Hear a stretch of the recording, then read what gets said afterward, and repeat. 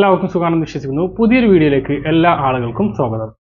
Ration കാർഡുള്ള ആളുകൾ അറിഞ്ഞിരിക്കേണ്ട വളരെ പ്രധാനപ്പെട്ട ചില അറിയിപ്പുകളാണ് ഈ ഒരു വീഡിയോയിൽ നിങ്ങളുമായി പങ്കുവെക്കുന്നത്. പല ആളുകളുടെയും വാട്സപ്പിലൂടെയും മറ്റുമുള്ള സംശയങ്ങൾക്കുള്ള ഒരു മറുപടി കൂടിയിട്ടാണ് ഈ ഒരു വീഡിയോ. പല ആളുകളും സംശയമായിട്ട് ഉന്നയിച്ചു, നാളെ മുതൽ സിവിൽ സപ്ലൈസ് ഡിപ്പാർട്ട്മെൻറ്റിൻ്റെ പ്രത്യേക ക്യാമ്പയിൻ പരിശോധനകൾ ഉണ്ടോ എന്നുള്ള സംശയങ്ങളാണ് ചോദിക്കുന്നത്. അനർഹമായ മുൻഗണനാ കാർഡുകൾ കൈവശം വെച്ചവർക്കെതിരെ ഉടൻ നടപടി ഉണ്ടോ എന്നുള്ള സംശയങ്ങളാണുള്ളത്. ഇതിന് ഒറ്റവാക്കിൽ മറുപടി പറയുകയാണെങ്കിൽ പ്രത്യേകിച്ചൊരു പരിശോധന സംസ്ഥാനത്ത് ഉടൻ ആരംഭിക്കുന്നില്ല. അതുമായി ബന്ധപ്പെട്ട ഔദ്യോഗികമായിട്ടുള്ള അറിയിപ്പുകളൊന്നും ഉണ്ടായിട്ടില്ല. ഇതുമായി ബന്ധപ്പെട്ട വിശദാംശങ്ങളാണ് വീഡിയോയിൽ വ്യക്തമാക്കുന്നത്. വീഡിയോയുടെ വിശദമായ വിവരങ്ങളിലേക്ക് കിടക്കുന്ന മുമ്പ് കൂടുതൽ ആളുകളിലേക്ക് ഇൻഫർമേഷൻ എത്താൻ വേണ്ടി തീർച്ചയായിട്ടും നിങ്ങളൊന്ന് ലൈക്ക് ചെയ്തിട്ട് കാണുക. ഫേസ്ബുക്കിലൂടെ കാണുന്ന ആളുകൾ ഫോളോ എന്ന ഭാഗത്ത് ക്ലിക്ക് ചെയ്യുക. വീഡിയോയുടെ വിശദമായ വിവരങ്ങളിലേക്ക് വരാം.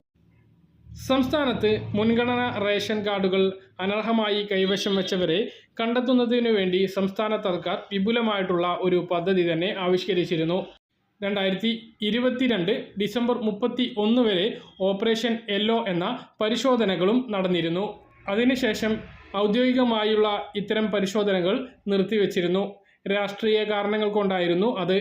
എന്നാൽ അനർഹമായ മുൻഗണനാ റേഷൻ കാർഡുകൾ കൈവശം വെച്ചവരെക്കുറിച്ചുള്ള വിവരങ്ങൾ രഹസ്യമായി നൽകുകയാണ് എങ്കിൽ അത്തരം വീടുകൾ കേന്ദ്രീകരിച്ചുള്ള പരിശോധന അന്നും ഇന്നും നടക്കുന്നുണ്ട്.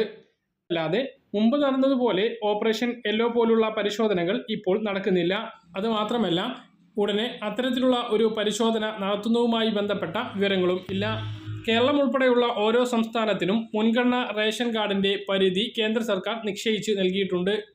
അതുകൊണ്ട് തന്നെ അർഹരായിട്ടുള്ള പല ആളുകൾക്കും മുൻഗണനാ റേഷൻ കാർഡിലേക്ക് ഉൾപ്പെടാൻ കഴിയാറില്ല. ഈ ഒരു പശ്ചാത്തലത്തിലാണ് അനർഹമായ മുൻഗണനാ റേഷൻ കാർഡുകൾ കൈവശം വെച്ചവരെ കണ്ടെത്താൻ വേണ്ടി സംസ്ഥാന സർക്കാർ വിപുലമായിട്ടുള്ള പദ്ധതികൾ ആവിഷ്കരിച്ചത്. ആദ്യം സ്വമേധയാ ഈ കാർഡുകൾ പിഴ കൂടാതെ തിരിച്ചേൽപ്പിക്കാനുള്ള അവസരം നൽകി.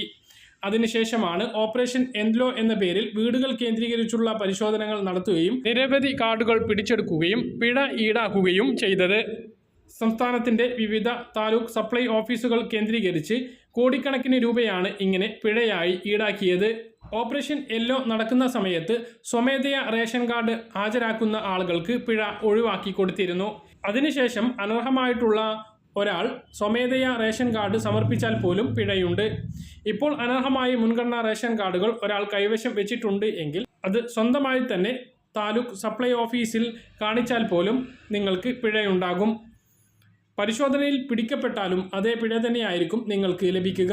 വ്യാപകമായ പരിശോധനകൾ നടന്ന സമയത്ത് പ്രതിപക്ഷ വിമർശനത്തെ തുടർന്ന് ഭക്ഷ്യമന്ത്രിയുടെ ഒരു അറിയിപ്പുണ്ടായിരുന്നു. വെറും ഒരു 1000 സ്ക്വയർ ഫീറ്റ് വീടുള്ളതിൻ്റെ പേരിൽ വാശി പിടിച്ച് മുൻഗണനാ റേഷൻ കാർഡിൽ നിന്നും മാറ്റുന്ന ഒരു സാഹചര്യം സംസ്ഥാന സർക്കാരിൻ്റെ ഭാഗത്തു നിന്നും ഉണ്ടാകുകയില്ല എന്ന് ഭക്ഷ്യമന്ത്രി നിയമസഭയിൽ വ്യക്തമാക്കിയിരുന്നു. റേഷൻ കാർഡിൽ ഉൾപ്പെട്ടിട്ടുള്ള ഒരു അംഗത്തിന് 1000 സ്ക്വയർ ഫീറ്റിന് മുകളിലുള്ള വീട്, സ്വന്തമായി ആവശ്യത്തിനുള്ള 4 ചക്ര വാഹനം, 1 ഏക്കറിലധികം ഭൂമി, 25,000 രൂപയ്ക്ക് മുകളിലുള്ള മാസവരുമാനം, അർദ്ധ സർക്കാർ ജീവനക്കാരായിരിക്കുക, ഇങ്ങനെയുള്ള അംഗങ്ങൾക്കാർക്കും മഞ്ഞ, പിങ്ക്, നീല റേഷൻ കാർഡിന് അർഹതയില്ല.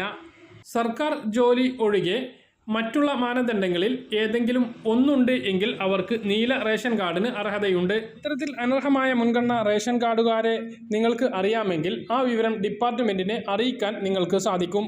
അങ്ങനെയുള്ള പരാതികളുടെ അടിസ്ഥാനത്തിലായിരിക്കും പരിശോധനകൾ നടത്തുക. അതല്ലാതെ താലൂക്കിൽ ഉടനീളം വീടുകൾ കയറി പരിശോധന ഇപ്പോൾ ഇല്ല.